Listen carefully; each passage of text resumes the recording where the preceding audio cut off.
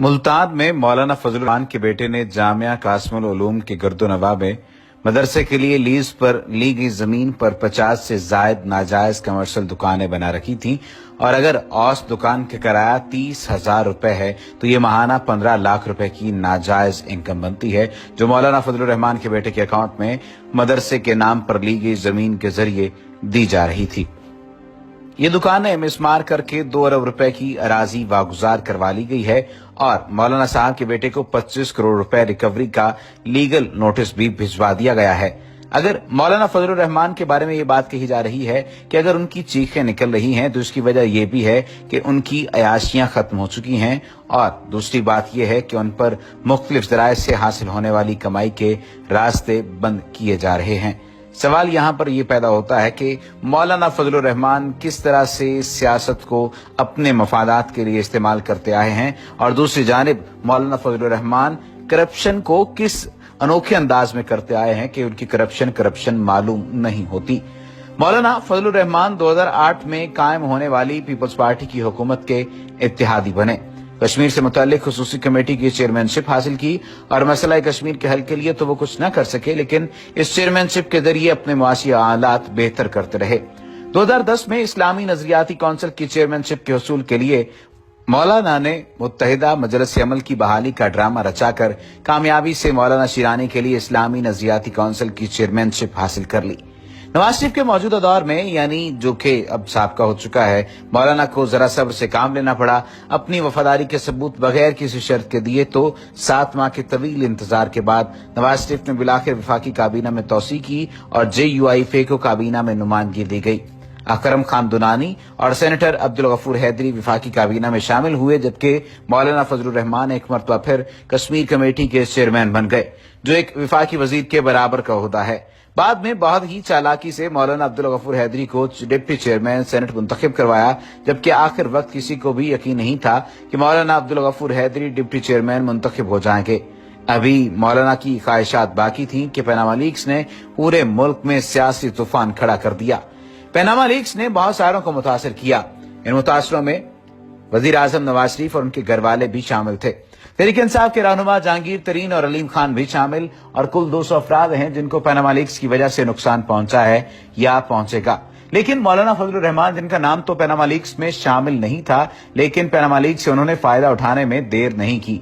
6 अप्रैल को मौलाना फजलुर रहमान ने अपने एक बयान में कहा कि विकी लीक्स हो या पनामा लीक्स आते रहते हैं, इन्हें नॉर्मल लेना चाहिए, माइल जायज भी हो तो मुल्क में होना चाहिए ताकि खुशहाली आए। उन्होंने कहा कि वजीर आजम ने कमीशन बना दिया है, इसकी तहकीकात का इंतजार करना चाहिए, लेकिन शायद नवाज शरीफ उनके 6 अप्रैल के बयान से मुतमईन नहीं हुए, लिहाजा उन्होंने कौमी असम्बली के बाहर खड़े होकर 8 अप्रैल को एक और बयान में कहा कि पनामा लीक्स एक आलमी साजिश है और JUI पूरी तरह वजीर आजम नवाज शरीफ के साथ खड़ी है। उन्होंने कहा कि मैं तनकीद करने वालों को बताना चाहता हूं कि वजीर आजम नवाज शरीफ का कोई बाल भी बेका नहीं कर सकता। इस बयान के फौरन बाद मौलाना फजलुर रहमान के भाई मौलाना जियाउर रहमान को ग्रेड 18 से ग्रेड 20 में तरक्की देकर कमिश्नर अफगान मुहाजिरीन तैनात कर दिया गया और मौलाना जियाउर रहमान उससे पहले बतौर DCO खुशाब पंजाब हुकूमत के लिए खिदमात अंजाम दे रहे थे। कमिश्नर अफगान मुहाजिरीन की आमदन ग्रेड 20 के 100 अफसरों की जायज और नाजायज आमदन से भी ज्यादा होती है।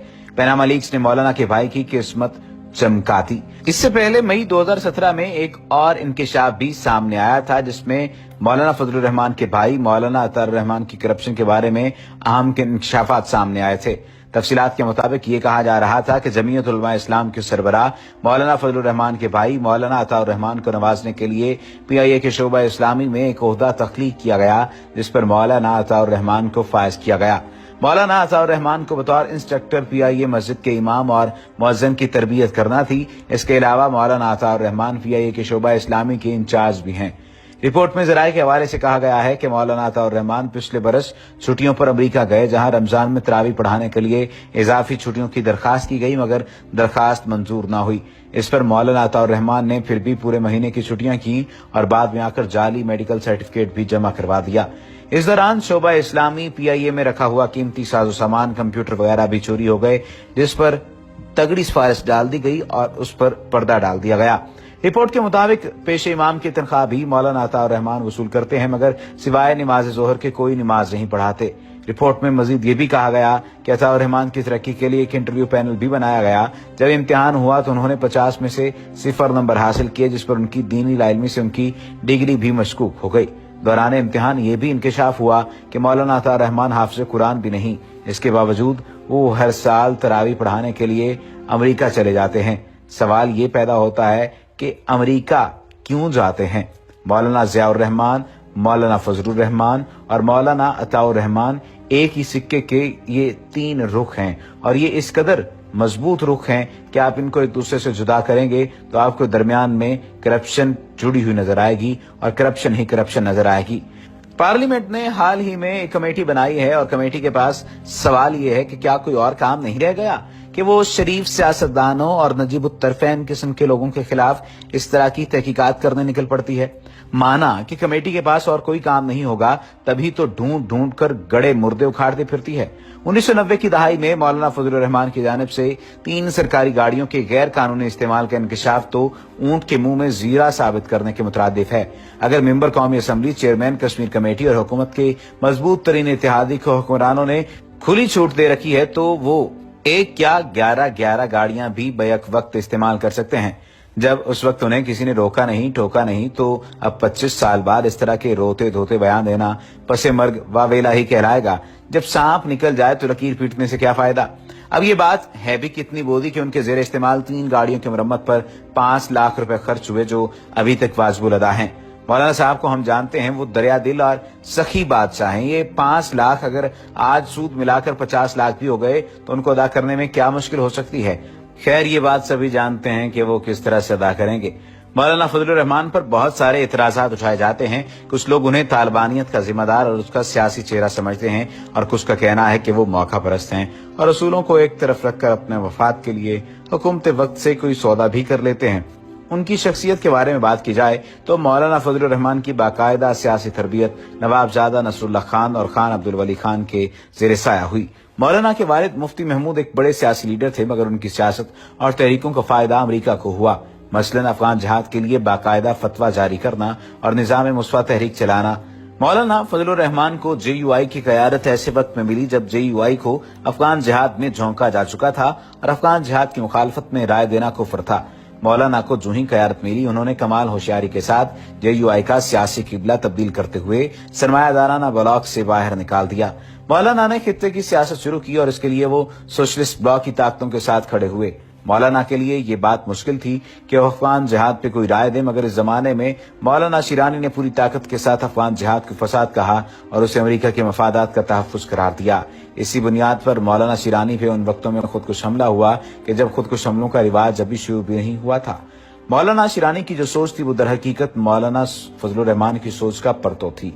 यही वजह है कि तमाम जिहादी ताकतों और मजहबी जमातों के दबाव के बावजूद भी JUI में मौलाना शिरानी की पोजीशन पर कोई फर्क नहीं पड़ा।